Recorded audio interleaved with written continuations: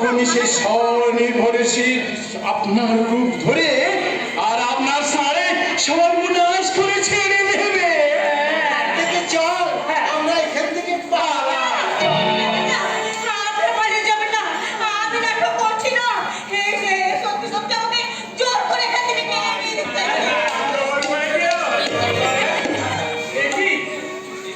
তুমি সেই মেয়েটা না গো?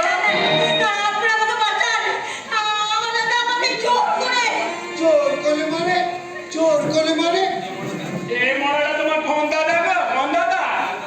পাড়ার দাদা না বস্তির দাদা নাকি ভোট দাদা? ভোট দাদা মানে মানে কিছু না, মানে আপনার সময় আপনাকে শুধু ভোটটাও দিতে যেতে হবে না, পাড়ার দাদারাই ভোটটা দিয়ে চলে আসবে জানে। আর পাড়ার দাদা হলো গিয়ে অফিসে ঢুকবে, আপনার ঘরে লোক ঢুকবে। আর বস্তির দাদা মানে আপনাকে করে নিজেই ঘরে ঢুকে যাবে। তুমি কোন দাদা গো? দাদা নিজের দাদা ওকে চাকরি করতে নিয়ে যাচ্ছে। চাকরি? আয় হায় আজকাল টাকার বস্তা নিয়ে নেতা মন্ত্রীদের পা ধরে সাদাসাদি না করলে চাকরি যে পাওয়া যায় না তো।